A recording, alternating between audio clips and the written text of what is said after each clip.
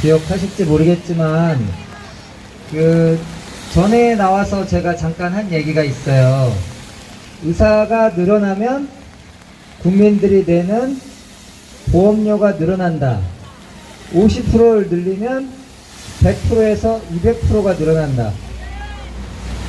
이게 통계로 나와 있는 자료이고요. 이번에 의대증원이 되면서 필수의료 패키지라고 해서 지역의료, 필수의료를 살리기 위해서 같이 시행되는 제도가 있습니다. 네, 지난번에 제가 잠깐 얘기했듯이 필수의료 패키지 중에 이런 게 또 하나 있어요. 어제 판결이 난 건데 문신에 대해서 법원에서 국민 참여 재판, 국민들이 재판을 한 거예요. 불법이다. 이게 2022년도에는 미용적인 문신은 불법이 아니다. 이게 판결이 나왔었고 이번에 뒤집힌 겁니다. 그 최종 판결이 국민들의 정서도 반절 이상이 문신은 일반인들한테 하게 하면 안 된다. 이런 정서가 확정이 된 거죠. 이번에 필수의료 패키지에 이게 포함이 되어 있어요. 문신을 포함해서 보톡스, 필러까지 일반 미용실에서 할 수 있게 하겠다. 저희 와이프가 그러더라고요. 어떻게 믿고 그걸 맡길 수가 있냐. 보톡스 필러인데. 일반적으로 생각해서 의료시술인데 그거를 자격이 없는 사람들한테 하겠다. 이게 지역의료 필수의료하고 무슨 상관입니까?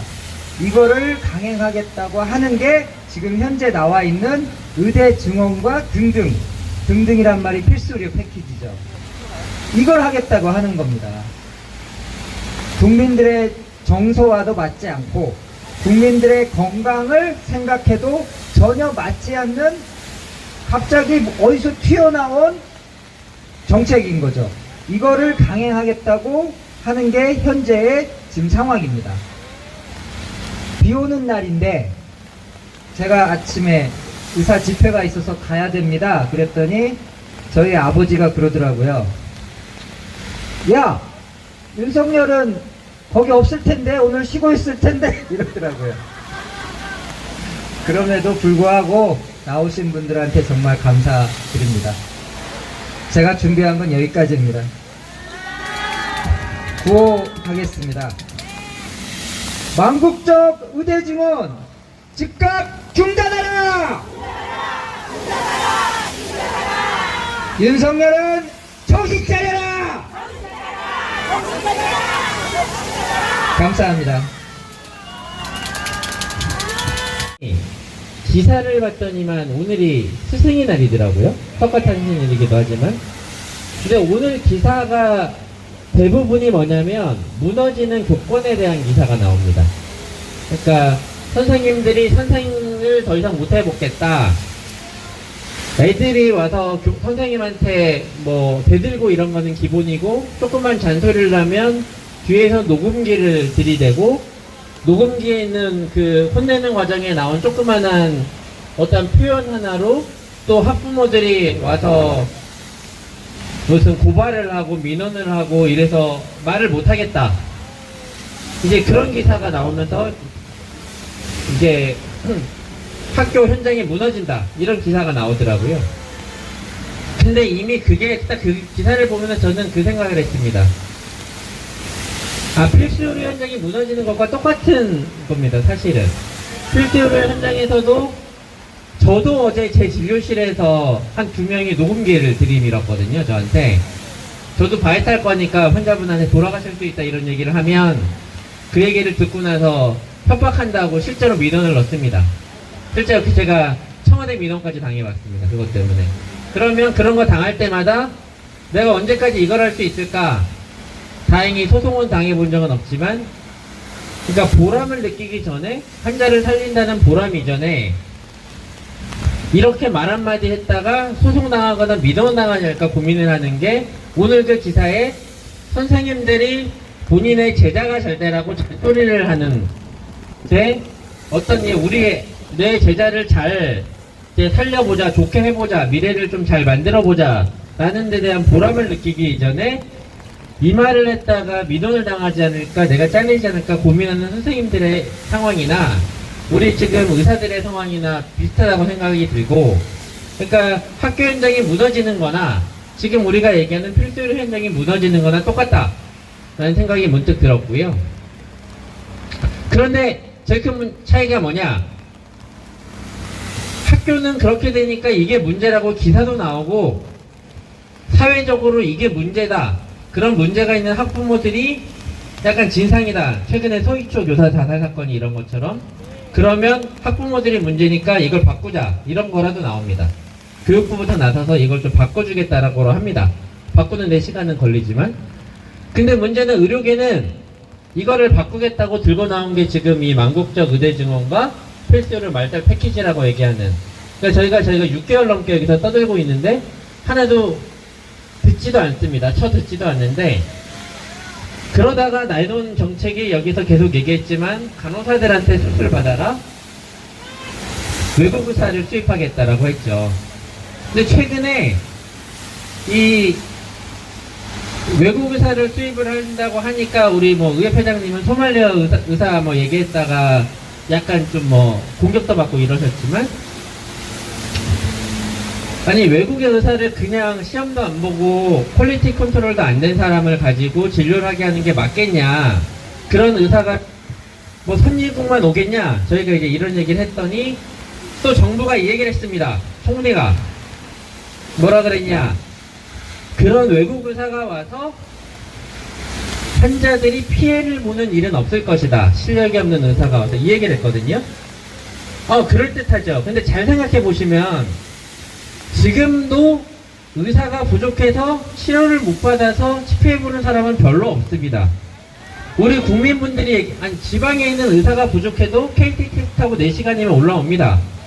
하지만 국민분들이 원하는 거는 지금 KTX 타고 올라와야 되는, 와서 받는 최선의 치료를 지방에서도 받게 해달라. 그리고 응급실에서 조금 더 기다리지 않게 해달라. 그게 응급실 뺑뺑이의 문제 아니겠습니까? 그러니까 국민 여러분들이 원하는 거나 우리 의사들이 원하는 거나 모든 거는 대다수 국민들이 지금 전 세계 최고 수준의 대한민국 의료, 최선의 의료를 받을 수 있는 환경을 보장하고 지금보다 조금 더 편리하게 만들어 달라 라는 것 때문에 이 문제가 시작됐을 겁니다. 그런데 저 국무총리가 얘기하듯이 문제, 질이 낮은 의사 때문에 문제가 없게 하겠다라는 거는 최선의 진료를 받을 외국 의사를 보겠다는 게 아니라 적당히 진료를 하는 흉내만 낼 수 있는 의사만 와면서 국민들을 속이겠다, 죽든 말든 관심이 없다. 왜냐, 자기들은 어차피 서울대병원, 아산병원에 지가 백을 써서 들어가서 VIP실에 앉아가지고 국민들과는 다른 진료를 받을 수 있을 것이라고 생각하기 때문에, 여야를 떠나서 최근에 이재명도 북한이란다, 부산에서 헬기 타고 왔듯이 그런 수준의 진료를 받을 수 있을 거라고 믿고 있기 때문에 국민들의 진료에는 상관이 없이 이 작자들이 이 사태를 이렇게 가도 무시하고 있는 장면들이, 그런 속내가 드러난 게 아닌가라는 생각이 들고요. 또 하나는 의대 증원을 하면, 제가 예전에도 지금 아마 이게 의사들을 노예로 만들고, 그 이유는 수도권의 6,600병상 하면서 거기에서 일할 전공의 노예가 없어서 그런 게 아니냐라고 얘기를 했지 않습니까? 또 그거랑 비슷한 게 뭐냐면, 박민수가 외국 의사가 오더라도 무제한 진료를 허용하는 게 아니라 전공의의 지도하에서 허가된 진료만 하게 하겠다. 그게 뭡니까? 지금 우리나라 현실에서 전문의의 지도하에서 진료를 행하는 선생님, 그게 전공의 선생님들입니다. 결국은 외국 의사를 한다는 것도 지금 자기들이 얘기하는 의대 증원의 논리가 뭡니까? 제대로 그러니까 최선의 치료를 제공해줄 전문의가 부족하다는 얘기인데, 10년 후에는 전문의가 더 부족해지겠다는 얘기인데, 지금 위작자들이 대책이라고 내오는 거는 전공의 선생님들을 대신할 외국 의사를 불러내겠다. 결국은 그렇게 몇 년 쓰고 버릴 노예들을 만들기 위해서 의대 증원을 이렇게 강행하고 있다는 거를 자기들 스스로 자인하고 있는 이런 모습이 아닌가 싶어서 저희가 더더욱 이런 잘못된 정책을 막기 위해서 싸워야 된다는 그 생각이 들고요.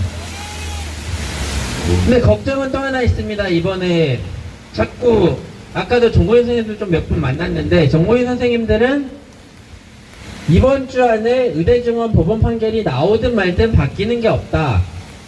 없기 때문에 돌아갈 생각이 없다라고 생각을 합니다. 이게 기각이 되면 더더욱 그렇고요.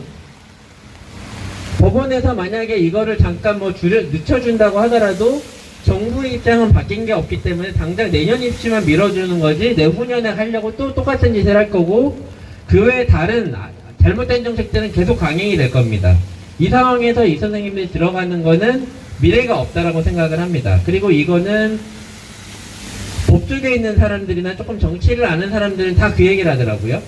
그런데 안타깝게도 우리 대한의사협회를 포함해서 여러 가지 전공의 선생님들 외에 나머지 좀 의사회 쪽이나 이쪽에 있는 분들은 마치 일부 그런 분들 중에는 마치 이 법원의 판결이 이번 투쟁의 결과이고 그러니까 이 결과가 어떻게 나오든지 간에 더 이상의 싸움이 의미가 없어진다는 식으로 얘기를 하면서 후퇴, 퇴각 이런 거를 벌써 얘기를 하시는 분들이 있습니다. 심지어 이기면 우리가 투쟁을 이겼다라는 식으로 법원 판결로 투쟁을 이겼다라는 식으로 얘기를 하는데 이게 앞으로의 현실이 바뀌어질 것 같진 전혀 않거든요. 사실은 정부의 입장이 바뀌어야지 법원이 지금 아까 회장님께서도 얘기했지만 박민수는 대놓고 이거 가처분 판결이 되자마자 즉시항고 따위 얘기를 하고 있는 상황에서 저희가 그거 하나 믿고 들어가면 오히려 정부가 자기 마음대로 더 할 수 있는 걸 만들어줄 것밖에 안 되기 때문에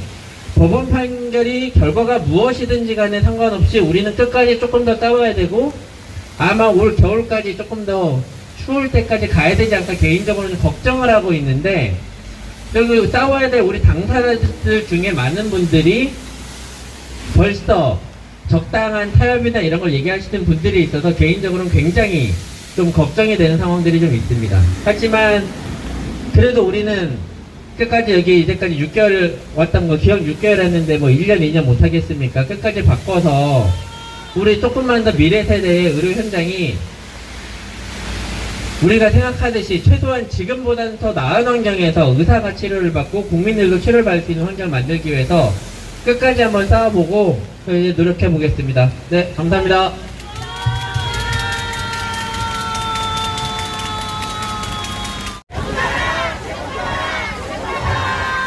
반국적 의대정원 박민수 파면하라! 국가의료 바탕낸 김윤 구속하라! 감사합니다. 회장 전희숙 인사드립니다. 간단히 하겠습니다. 오늘 공휴일이라 27차 수요 반사 투쟁에 참여할 수 있어서 감사히 생각하면서 비가 오고 공휴일이라는데 감사를 했습니다. 27차면은 6개월을 넘어서 추운 겨울과 꽃피는 봄을 지나서 이제 여름을 바라보는 6개월이라는 세월이 지난 시점입니다.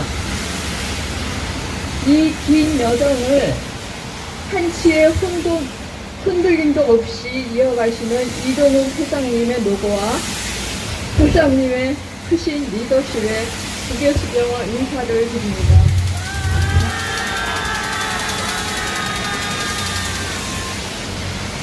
나의 이 노후를 이끌고 공휴일에 수요 반사 투쟁의 장소로 이끄는 이유는 딱 한 가지입니다. 꿈을 이루면서 사는 의사, 꿈을 이룰 수 있는 의료 환경을 후배 의사들에게 물려주고 싶다는 선배로서의 의무감 때문입니다. 네. 힘든 의료 환경에서 살아가는 후배 의사들을 보면 선배로서 미안한 마음이 들 뿐입니다.